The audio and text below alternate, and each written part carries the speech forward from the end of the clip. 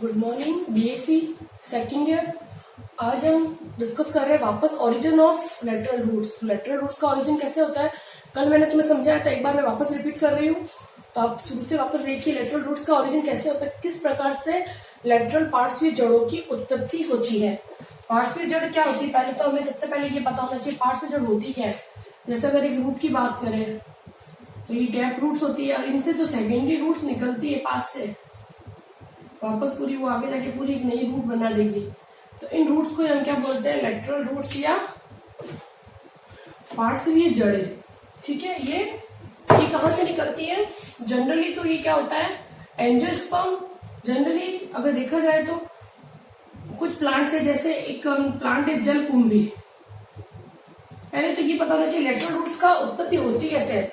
Vascular plants के अंदर lateral roots का फॉर्मेशन एंडोजीनियसली होता है। जो वेस्कुलर प्लांट्स होते हैं, सहवनी पादप वेस्कुलर प्लांट्स में लेटरल रूट्स बनती है एंडोजीनियसली। एंडोजीनियसली का मतलब किसी अंदर का कोई पार्ट है जो आगे जाकर हमारा वेस्कुलर बंडल में जो हमारा लेटरल रूट्स बना रहा है। तो अंदर का पार्ट कौन सा होता है इसके अंदर, एंडोजीनियसली। इसका मतलब जो ओरिजिन होता है वो किससे होता है, पेरिसाइकिल से। और पेरिसाइकिल हमने अभी हम इतने दिन से पढ़ रहे, पेरिसाइकिल कब आता है? पेरिसाइकिल सबसे पहले एपिडर्मिस या एपिब्लेम आती है, उसके बाद में कॉर्टेक्स, उसके बाद में एंडोडर्मिस, और उसके बाद में आती है पेरिसाइकिल, जो कि वेस्कुलर बंडल के ऊपर एक बाय कवर की तरह होती है। ठीक है, पेरिसाइकिल।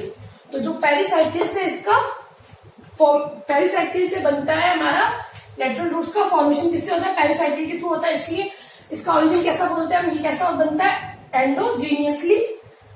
इसके अंदर एंडोजीनियस लेटरल रूट्स का फॉर्मेशन होता है। पेरिसाइकिल से कैसे होता है? अब पहले तो हमने बता दिया पेरिसाइकिल से होता है, ये तो फिक्स हो गया कि वेस्कुलर बंडल के अंदर ये पेरिसाइकिल से हमारी लेटरल रूट्स बनती है। परिरंभ पेरिसाइकिल बोलो या परिरंभ बोलो, परिरंभ। ठीक है, इस परिरंभ से बनती है। एक प्लांट है जलकुंभी, जो हाइड्रोफाइट प्लांट है। जलकुंभी में हम देखते हैं ये जो रूट का जो एपेक्स होता है, मूल का जो शीर्षस्थ भाग है, वहीं से शीर्षस्थ भाग या रूट एपिकल से ही हमें लेटरल रूट्स बनना शुरू हो जाएगी। ठीक है, लेटरल रूट्स बनना शुरू हो जाती है जलकुंभी के अंदर। जलकुंभी एक प्लांट है, आइकॉर्डिया बोलते हैं जिसको हम, ये मूल शीर्षस्थ से रूट एपिकल से ही लेटरल रूट्स बनना शुरू हो जाती है। ठीक है, लेकिन जो आवर्त बीजी और जो जिम्नोस्पर्म और एंजियोस्पर्म प्लांट्स होते हैं, एंजियोस्पर्म एंड जो जिम्नोस्पर्म प्लांट्स होते हैं, इन प्लांट्स के अंदर रूट एपिकल से थोड़ा दूरी पर, जो रूट एपिकल होती है उससे कुछ दूरी से हमारी लेटरल रूट्स का फॉर्मेशन शुरू होता है। ठीक है, लेटरल रूट फॉर्म होती है। ठीक है, दोनों में पता चल गया कि भाई अगर जलकुंभी प्लांट आया, आइकॉर्डिया आया, तो वो रूट एपिकल से ही लेटरल रूट्स बनाना शुरू कर देता है। लेकिन अगर हम एंजियोस्पर्म और जिम्नोस्पर्म की बात करें तो उनमें रूट एपिकल से थोड़ी दूरी से लेटरल रूट्स का फॉर्मेशन शुरू होता है। लेटरल रूट्स बनती किससे, पेरिसाइकिल से। ठीक है, और पेरिसाइकिल से बनती इसी ऐसे बोलते हैं एंडोजीनियसली ओरिजिन। ठीक है, आया समझ में? यहाँ तक कोई कंफ्यूजन तो नहीं है? कुछ भी कंफ्यूजन हो तो तुम मुझे कॉल करके पूछ सकते हो। ठीक है, होता क्या है इसके अंदर, जैसे कोई रूट एपिकल है, इसको हमने रूट एपिकल नाम दिया। रूट एपिकल से हम बोल रहे हैं कुछ दूरी पर, तो मानो यहाँ की कुछ सेल्स है, यहाँ की कुछ सेल्स है, जो कि क्या करेगी, यहाँ की सेल्स ये कैसी होगी, ये जो परमानेंट टिश्यू की बनी हुई थी, ये परमानेंट टिश्यू किसमें कन्वर्ट हो गया, मेरिस्मेटिक टिश्यू में, मेरिस्मेटिक टिश्यू में कन्वर्ट हो जाता है। ठीक है, और एपिकल और क्या बना था, लेटरल रूट्स। ठीक है, रूट एपिकल से थोड़ा दूरी पर जो परमानेंट टिश्यू होते हैं वो मेरिस्मेटिक टिश्यू में कन्वर्ट हो जाते हैं और क्या बनाती है हमारे लेटरल रूट्स। ठीक है। और अब बताते हैं पूरा किस टाइप से पूरी रूट बनती है, उसका पूरा हम डायग्रामेटिकली थोड़ा समझाते हैं। तो मैं कुछ पॉइंट्स लिखती हूँ, मैं साथ साथ में उतारते रहिए। होता क्या बेटा, जो पार्श्व जड़ों का विकास होता है वो इनके अंदर क्या होता है, जो और इसके अंदर भी जो हमने ये बताया था थोड़ी दूरी पर, जो हम बता रहे हैं थोड़ी दूरी पर, यहाँ पर भी कौन सी सेल्स होगी, जो पेरिसाइकिल की सेल्स होगी, उनके परमानेंट टिश्यू किसमें कन्वर्ट हो गए। तो यानी कि जो पेरिसाइकिल के टिश्यूज है, पेरिसाइकिल के जो स्थायी उत्तक होते हैं या परमानेंट टिश्यू है, स्थायी उत्तक किसमें चेंज हो जाते हैं, स्थायी उत्तक चेंज हो गए विभज्योतकीय टिश्यू में, विभज्योतकीय में,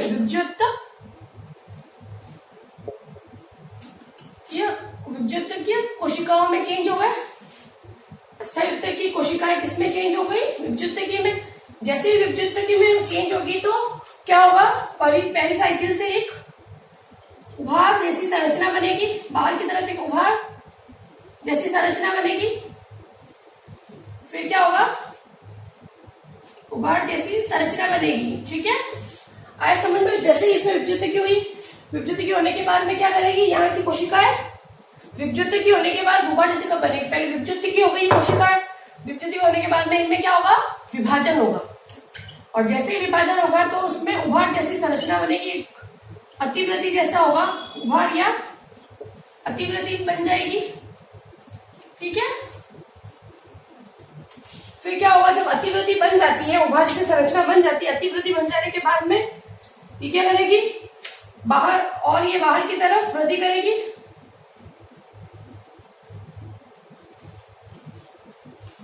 तरफ वृद्धि करती है, और ये वृद्धि करते हुए क्या करेगी, अब ये जो बाहर की तरफ वृद्धि कर रही है, जो अतिवृद्धि, इस अतिवृद्धि और बाहर की तरफ ये जो अतिवृद्धि और आगे वृद्धि कर रही है, इसको हम क्या बोलते हैं, root apical, lateral root, lateral root apical बोलते हैं इसको हम। ठीक है, ये क्या बोलेंगे इसको हम, जो अतिवृद्धि, उभार या अतिवृद्धि होती है वो भी बाहर की तरफ और वृद्धि करेगी, तो इसको हम बोलेंगे लेटरल रूट एपिकल। बाद में क्या होता है, जो ये लेटरल रूट एपिकल है ये क्या करेगी आगे जाके, इसके आगे आप लोग बनाइए, जो लेटरल रूट एपिकल है, लेटरल रूट एपिकल, जो कि पेरिसाइकिल की स्थायी उत्तक की कोशिकाओं के विभज्योतकी होने पर उनमें विभाजन के द्वारा बनी है, वो सेल्स आगे क्या करेगी, आगे जाके एंडोडर्मिस की सेल्स को, एंडोडर्मिस की जो सेल्स है उनको नष्ट करते हुए, एंडोडर्मिस की सेल्स को नष्ट करते हुए नष्ट करेगी और उभार के रूप में बाहर की तरफ निकलेगी, उभार के रूप में बाहर की तरफ वृद्धि करेगी, वृद्धि करेगी। और बाद में यह वृद्धि करती हुई और क्या करेगी, वृद्धि करती हुई ये वल्कुट की कोशिकाओं को भी नष्ट कर देगी, वल्कुट सेल्स को भी नष्ट कर देगी। और जब ये फिनोमिना, जब ये कार्य चल रहा होता है तो साथ ही साथ क्या होता है इनमें, जब ये चल रहा होता है तो इनमें वृद्धि के साथ साथ इसी बीच जो वृद्धि करती हुई कोशिकाएं होती है, इसी बीच में जो वृद्धि करती हुई कोशिकाएं होती है, वृद्धि करती हुई कोशिकाएं जो उभार है, वृद्धि करती कोशिकाओं में क्या होगा, वृद्धि करती हुई कोशिकाओं में मूल गोप व प्रोकैम्बियम का फॉर्मेशन होगा, मूल गोप और प्रोमेरिस्टेम का, मेरिस्टेम सेल्स का फॉर्मेशन होगा। ठीक है, वृद्धि करती हुई वल्कुट की कोशिकाओं को पहले तो ये नष्ट कर देगी और उसके साथ ही क्या करेगी, इसकी ये जब ये वृद्धि होती है और ये करती है तब जो वृद्धि करती हुई कोशिका है उनके अंदर क्या हो रहा है, मूल गोप और प्रोमेरिस्टेम का निर्माण होता है। ठीक है, ये हो गया, यहाँ तक वृद्धि करते हुए वल्कुट की कोशिकाओं को भी डिस्ट्रॉय कर दिया। और फिर बाद में क्या करेंगे, ये जो लेटरल रूट्स है इनके बाद में क्या होगा, जो ये बनी हुई जो उभार है, अतिवृद्धि है, उभार जो बाहर की तरफ आया, वल्कुट से बाहर की तरफ जो उभार आ चुका है, जो अतिवृद्धि है वो एक तरह से इसको हम लेटरल रूट्स बोल सकते हैं, अधिवृद्धि को हम लेटरल रूट्स बोल सकते हैं। ये जो लेटरल रूट्स है इनमें क्या होगा, वेस्क्यूलर बंडल्स का फॉर्मेशन भी, वेस्क्यूलर सिस्टम भी बनना शुरू हो जाएगा और ये वेस्कुलर सिस्टम, इनमें भी वेस्कुलर सिस्टम भी धीरे धीरे डेवलप हो जाएगा, वेस्कुलर सिस्टम भी डेवलप हो जाएगा। और पेरिसाइकिल के आगे जाकर यही क्या करेगी, आगे जाकर ये वेस्कुलर सिस्टम पेरिसाइकिल के थ्रू, पेरिसाइकिल के द्वारा जो मुख्य जड़ होती है, मेन मुख्य जड़ से, जड़ के वेस्कुलर सिस्टम से जुड़ जाएगी। ठीक है, जो मुख्य वेस्कुलर सिस्टम होता है उससे जुड़ जाएगी। और ये साथ ही साथ क्या करेगी, और अधिक वृद्धि कर जो ये लेटरल रूट्स है, रूट्स अति वृद्धि करके जमीन के अंदर प्रवेश करेगी। और जमीन के अंदर प्रवेश करके क्या करेगी, जल व खनिज लवणों का एब्जॉर्प्शन, जल और खनिज लवणों के एब्जॉर्प्शन से एक तरह से यह जड़ का सहयोग करेगी। ठीक है, इस प्रकार एपिकल मेरिस्टेम का ओरिजिन होता है और इस टाइप से यह पूरी बनती है। ठीक है, आए समझ में यहाँ तक? अगर कोई अतिवृद्धि हुई, सबसे पहले क्या हुआ कि भाई जो ओरिजिन ऑफ लेटरल रूट्स क्या है, कि ओरिजिन ऑफ लेटरल रूट्स होता है एंडोजीनियसली बोलते हैं, वेस्कुलर प्लांट्स में एंडोजीनियसली क्यों बोलते हैं, क्योंकि जो पेरिसाइकिल्स होती है, पेरिसाइकिल अंदर की तरफ होती है, तो पेरिसाइकिल से लेटरल रूट्स का फॉर्मेशन होता है, पार्श्व जड़ों का। लेटरल रूट्स कैसे बनती है, लेटरल रूट्स अगर देखें तो जो हमारा जलकुंभी है उनके अंदर तो डायरेक्ट जो एपिकल रूट्स होती है वहीं से लेटरल रूट्स बनना शुरू हो जाती है। जबकि अगर हम दूसरे एंजियोस्पर्म और जिम्नोस्पर्म में देखते हैं तो क्या होता है, जो पेरिसाइकिल जो कि एपिकल रूट से थोड़ा पीछे की तरफ, थोड़ा दूरी से, हमारी दूरी से कुछ पेरिसाइकिल की कोशिकाएं जाके लेटरल रूट्स का फॉर्मेशन करती है।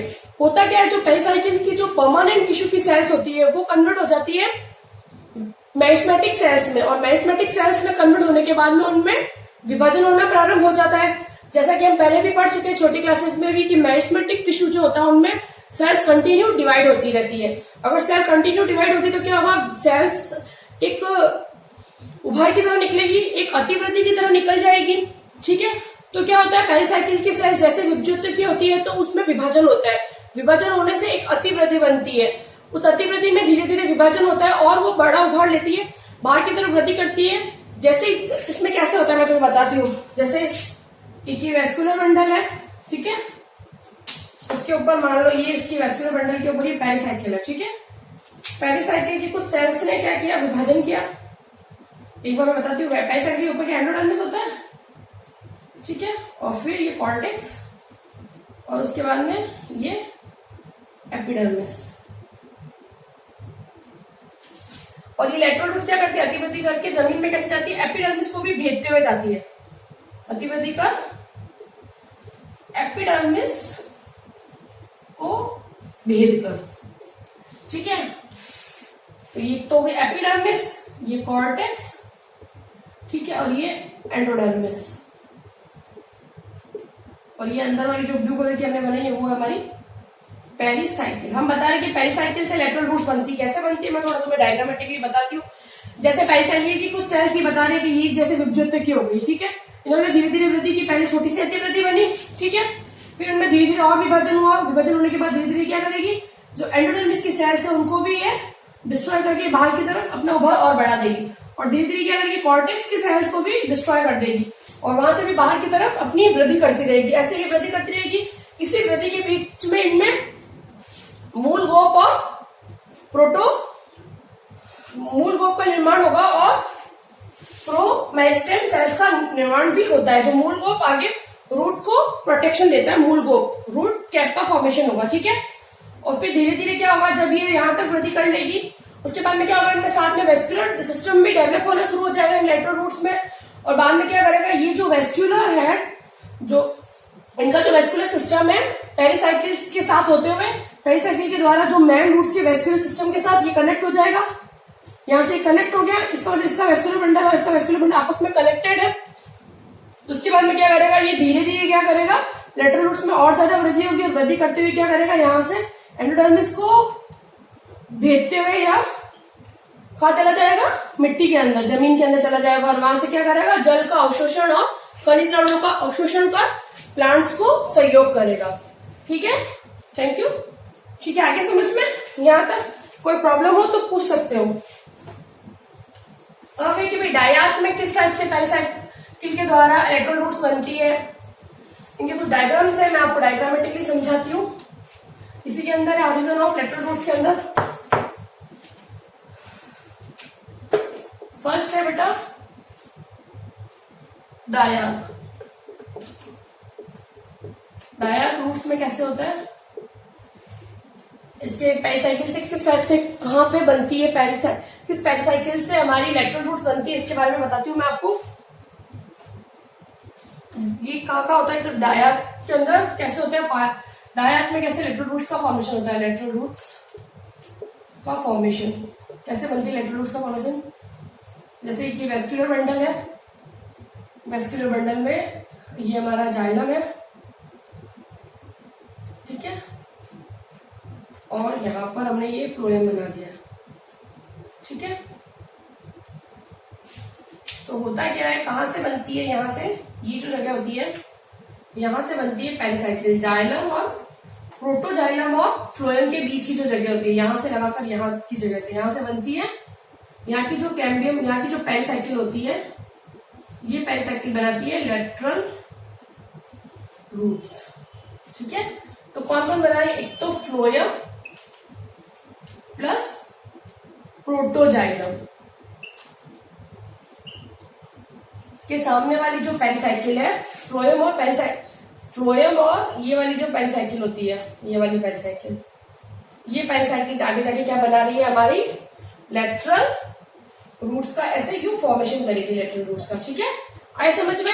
यानी कि ये फ्लोएम और प्रोटोजाइलम की सेल्स मिलकर क्या बना रही है? उनके बीच का जो पेरिसाइकिल है, यहाँ के बीच का जो पेरिसाइकिल है, फ्लोएम और प्रोटोजाइलम के बीच का जो पेरिसाइकिल होता है, वो क्या बनाता है? Lateral roots.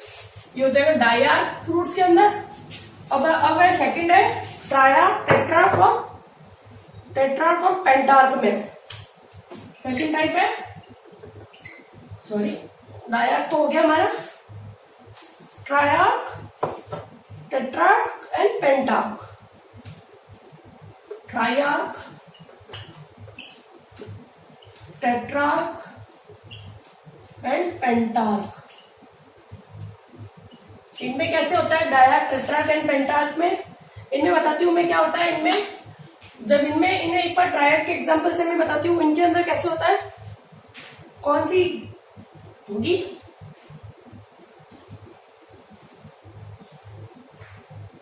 इसके अंदर कैसे होता है?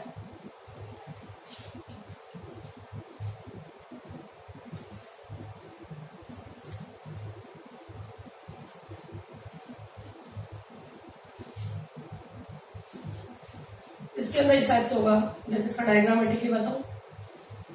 ये मान लो, पहले मैं चलो टेट्रार्क बना देती हूँ मैं। ये इसका फ्लोएम है, ठीक है, ये जाइलम है, ये जाइलम है, ये जाइलम है, जाइलम ये ऊपर वाले हम इसको प्रोटो बोलते हैं, प्रोटोजाइलम, और नीचे वाली है मेटाजाइलम, मेटाजाइलम, और ये है फ्लोएम। तो यहाँ पे कैसे बनता है? दो जाइलम के जो बीच की होती है, दोनों जाइलम, यहाँ की जो पेरिसाइकिल होती है, ये वाली पेरिसाइकिल आगे जाके क्या बना रही है? लेटरल रूट्स, ठीक है। दोनों जाइलम्स के बीच की जो पेरिसाइकिल्स होती है, जाइलम के बीच की पेरिसाइकिल, जाइलम के सामने की पेरिसाइकिल्स क्या बनाती है? लेटरल रूट्स, ठीक है। आए समझ में? ट्रायार्क, टेट्रार्क, पेंटार्क में इस टाइप से लेटरल रूट्स बनती है। लास्ट से जो पॉलीआर्क कंडीशन में क्या होता है? पॉलीआर्क,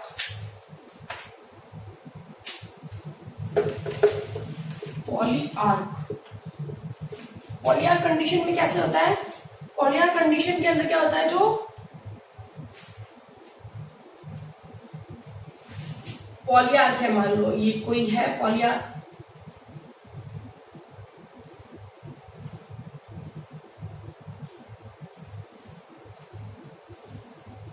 पॉली मतलब बहुत सारे जाइलम एंड फ्लोएम होंगे उसके अंदर, ठीक है।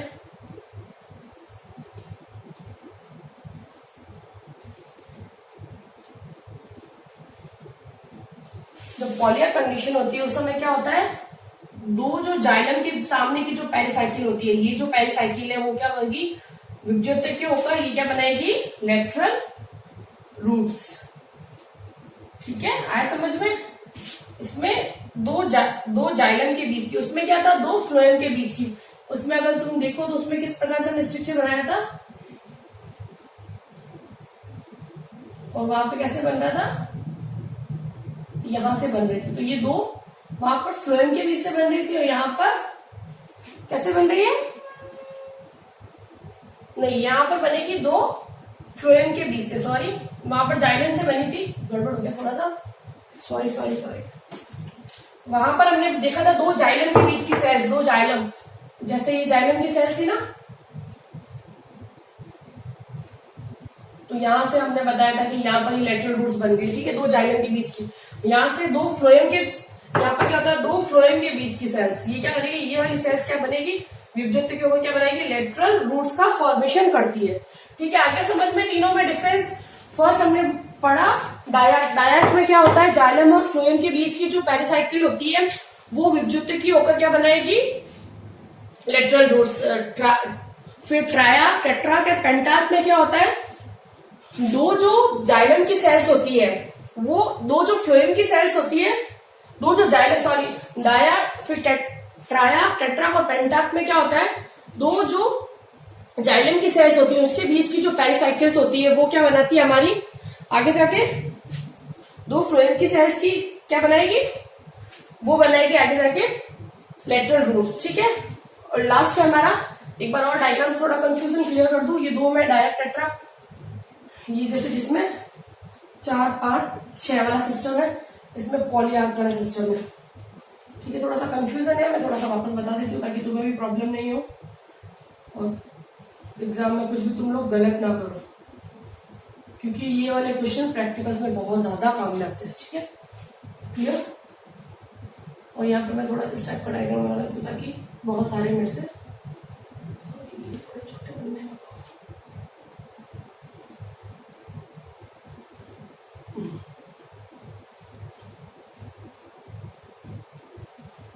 पॉलीआर्क है तो बहुत सारे जाइलम फ्लोएम होंगे ऑब्वियसली।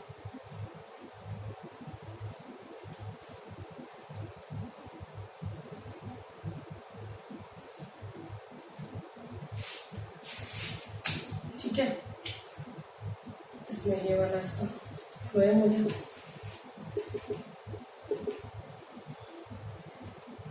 ये सब फ्लोएम है। इसको एक बार डायग्राम आप लोग बना लीजिए साथ साथ में, ताकि आप लोग को भी प्रॉब्लम नहीं है। टेट्रा, पेंटाक और हेक्सार्क में क्या कंडीशन होती है, इसमें कहां से बनती है हमारी, जो क्या बोलते हैं, जो लेटरल रूट्स कहां से बनती है, इसके अंदर लेटरल रूट्स बनती है, यहाँ पे लेटरल रूट्स बनती है जाइलम के सामने वाली सेल्स में। ये जो जाइलम होता है, यहाँ से दो जाइलम के यहाँ से बन गया लेटरल रूट्स का फॉर्मेशन।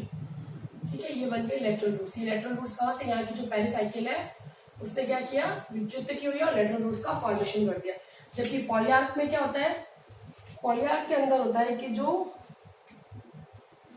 फिर से गलत बना दिया मैंने, फिर से गलत हो गया, सॉरी, वापस से क्या, तुम साथ साथ में बनाते रहिए बेटा। यहाँ की जो सेल्स होती है, यहाँ की जो पेरिसाइकिल की सेल्स होती है, ये वाली सेल्स क्या होगी, विभज्योत की होगी और एक लेटरल रूट्स बना देगी। यानी कि यहाँ पे जो फ्लोएम होती है, फ्लोएम के सामने वाली पेरिसाइकिल क्या बना रही है, लेटरल रूट्स। विभज्योत के ऊपर क्या बना रही है, लेटरल रूट्स। ठीक है, लेटरल रूट्स बना रही है। ठीक है, जबकि पॉलीआर्क में क्या होता है, यहाँ की जो पेरिसाइकिल होती है वो हो जाती है और ये बनाती है लेटरल रूट्स। तो इसमें वैसे लिख सकते हैं, जाइलम के सामने वाली पेरिसाइकिल, समूह के सामने की पेरिसाइकिल मेरिस्मेटिक होगी क्या बनाएगी, लेटरल रूट्स। ठीक है, ये भी मेरिस्टेमेटिक हो गई, मेरिस्टेमेटिक होकर बनाएगी, लेटरल रूट्स का फॉर्मेशन करेगी। ठीक है, आए समझ में? ये तो हो गया हमारा लेटरल रूट्स का, रूट से डायार्क, टेट्रार्क, पेंटार्क, पॉलीआर्क में किस प्रकार से लेटरल रूट्स का फॉर्मेशन होता है। ठीक है, अब हम पढ़ेंगे न्यू टॉपिक।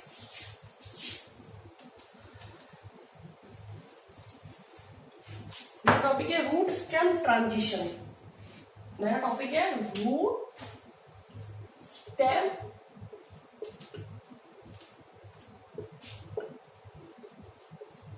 ट्रांजिशन। रूट और स्टेम का कैसे संक्रमण होता है। अगर हम एक सीड की बात करें, जितने भी वेस्कुलर प्लांट्स होते हैं उनके अंदर हम बात करें तो वेस्कुलर प्लांट्स कैसे बनते हैं, सीड से बनते हैं वेस्कुलर प्लांट्स। इसका फॉर्मेशन कैसे होता है, अगर एक वेस्कुलर प्लांट है उसके अंदर जब सीड का जर्मिनेशन होता है, जैसे एक सीड है उसमें जर्मिनेशन हुआ तो उनमें दो पार्ट्स निकलते हैं। जब अनुकूल स्थिति आती है तो उनमें से दो पार्ट निकलते हैं, एक तो निकलता है मूलांकुर और एक निकलता है प्रांकुर। जो मूलांकुर होता है वही आगे जाके स्टेम का पूरा पार्ट बनाएगा। और स्टेम में क्या क्या बनेगी, जैसे कि स्टेम में क्या क्या बनते हैं, लीफ, ब्रांचेस, और ये आगे बना दिया हमारे फ्लावर, फ्रूट एक्सेट्रा, ये सब चीजें यहीं पे बनती है। और मूलांकुर से पूरा रूट सिस्टम बन जाएगा, रूट बनती है। ठीक है, फिर रूट आगे पूरा रूट सिस्टम बनाएगा। ठीक है, ये हमने पहले वाले लेक्चर्स में हमने डिस्कस कर चुके हैं। पहले वाले वीडियोस देख लीजिए, हमें पता चल जाएगा। वापस पुराने वीडियोस में जाके देखिए, आप आराम से आपको पूरा क्लियर हो जाएगा कैसे क्या होता है। जैसे एक सीड का जर्मिनेशन हुआ, जर्मिनेशन से दो पार्ट निकलते, एक तो निकलता है प्रांकुर और एक मूलांकुर। प्रांकुर जो होता है पिम्यूल आगे जाकर स्टेम वाला पार्ट बनाएगा और मूलांकुर वाला रूट वाला पार्ट बनाता है। ठीक है, और जो रूट वाला पार्ट बनाता है, इनके बीच का जो ये स्थान होता है जहां से ये निकलती है, इसको बोलते हैं, इस स्थान को हम बोलते हैं रूट स्टेम ट्रांजिशन स्टेज। मतलब ये जो जगह इसको बोलेंगे संक्रमण स्थल, रूट और स्टेम का संक्रमण स्थल। ठीक है, आया समझ में यहाँ तक? अब अगर रूट की बात करें तो रूट के अंदर किस प्रकार से वेस्कुलर बंडल्स होते हैं, किस प्रकार की स्थिति होती है बताते हैं। दोनों में काफी डिफरेंस होता है रूट और शूट में। अगर रूट की बात करें तो रूट के अंदर क्या कंडीशन होती है, तो रेडियली कंडीशन होती है, रेडियल होते हैं, और एक्साक्ट कंडीशन होती है। ठीक है, जबकि अगर स्टेम में जाए तो इसके वेस्कुलर बंडल कैसे होते हैं, वेस्कुलर बंडल्स की स्थिति बता रहे हैं। इसके वेस्कुलर बंडल कैसे होता है, कॉन्जॉइंट और कोलेटरल, और कंडीशन होती है इनके अंदर एंडार्क। ठीक है भाई, रेडियल है तो रेडियल का मतलब हम बता सकते हैं कि भाई रेडियल में अल्टरनेट जाइलम फ्लोएम होते हैं, तो इनके अंदर जाइलम फ्लोएम रेडियली अरेंज होते हैं, जबकि इनके अंदर जो जाइलम फ्लोएम होते हैं, जो जाइलम एंड फ्लोएम है वो इनके अंदर रेडियली अरेंज होते हैं, जबकि इनके अंदर जाइलम फ्लोएम कॉन्जॉइंट कोलेटरली अरेंज्ड होते हैं। ठीक है, कॉन्जॉइंट एंड कोलेटरल। इनके अंदर एक्साक्ट कंडीशन होती है। एक्साक्ट कंडीशन का मतलब होता है कि मेटाजाइलम का अंदर की तरफ और प्रोटोजाइलम का परिधि की तरफ पाया जाना क्या कहलाता है, एक्साक्ट कंडीशन। एंडार्क कंडीशन इससे बिल्कुल उल्टी होती है। इसके अंदर ऐसे होता है, मेटाजाइलम बाहर की तरफ होंगे और प्रोटोजाइलम केंद्र की तरफ होंगे, ये स्थिति होती है एंडार्क।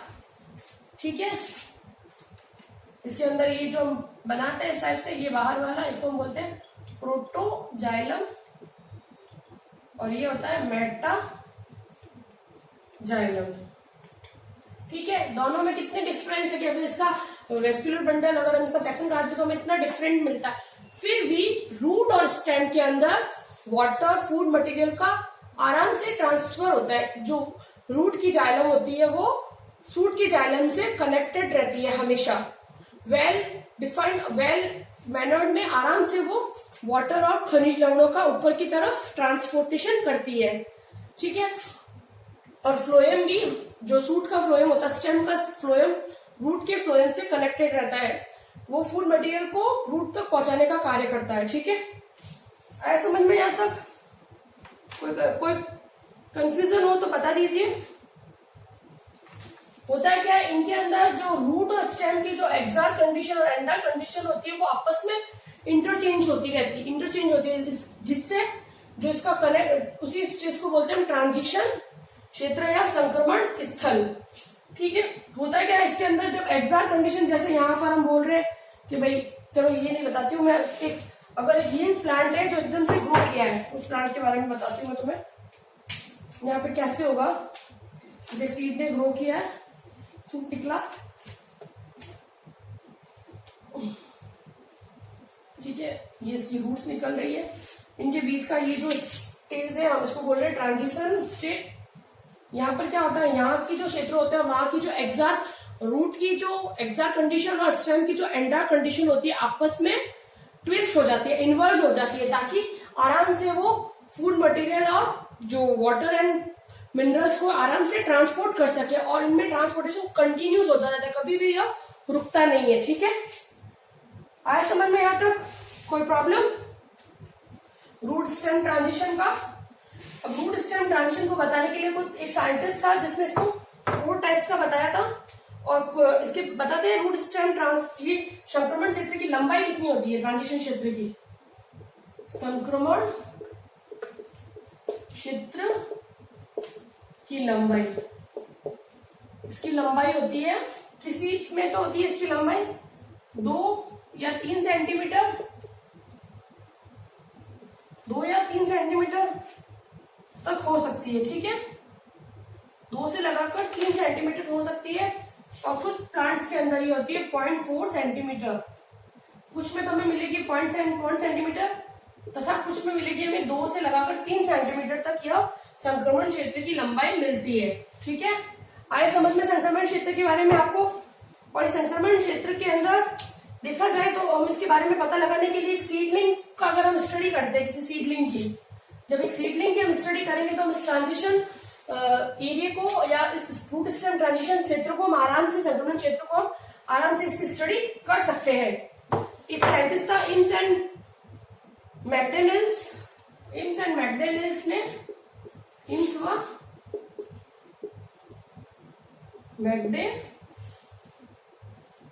मैकडनियल्स, ये साइंटिस्ट था, इसने जो रूट स्टेम ट्रांजिशन है उसको 4 तरह का बताया था। एक तो था type 1, type A, type B, type C और टाइप डी। ठीक है, अलग अलग 4 टाइप से बताया था। टाइप ए में अलग बताया था टाइप, इनमें भी क्या होता है, जो रूट स्टेम ट्रांजिशन क्षेत्र होता है वहां पर जो जाइलम और फ्लोएम होते हैं, रूट की जाइलम फ्लोएम और सूट के जाइलम फ्लोएम, रूट की जो एग्जैक्ट कंडीशन और सूट की जो एंडा कंडीशन आपस में इंटरचेंज होती है, आपस में इन्वर्स हो जाती है। ठीक है, जो टाइप 1 इसका एग्जाम्पल है फ्यूमेरिया, इसका एग्जाम्पल है फ्यूमेरिया। सेकंड का एग्जाम्पल है कुकुरबिटा। टाइप सी का एग्जाम्पल है लेथाइरस,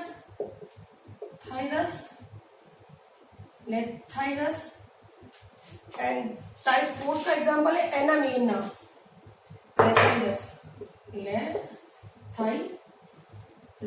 और इसका एग्जाम्पल है हमारा एनामेरिया। ठीक है, आए समझ में? यहाँ तक कुछ भी कंफ्यूजन हो तो तुम मुझे कॉल करके, मैसेज करके पूछ सकते हो। इसको आप अपनी बुक में एक बार वापस लर्न कीजिए। अगर कुछ भी समझ में नहीं आता है तो मुझे क्वेश्चन मैसेज के थ्रू या कॉल के थ्रू पूछ सकते हैं। थैंक यू सो मच, और प्लीज सब लोग साथ साथ में लिखते रहिए, समझते रहिए। जब ये और ये जो भी मैं पढ़ा रही हूँ, ये एनाटॉमी तुम्हारी प्रैक्टिकली बहुत ज्यादा इंपॉर्टेंट है। मैं प्रैक्टिकल में तुम्हें वापस समझाऊंगी नहीं, ये तुमसे क्वेश्चन पूछे जाएंगे कि मैंने ये समझाया था उस वीडियो में, और ये तुम्हें, मुझे जो भी मैं तुम्हें पढ़ा रही हूँ वो सब मुझे तुम्हारे रजिस्टर में नोट डाउन किया हुआ चाहिए। ठीक है, थैंक यू सो मच।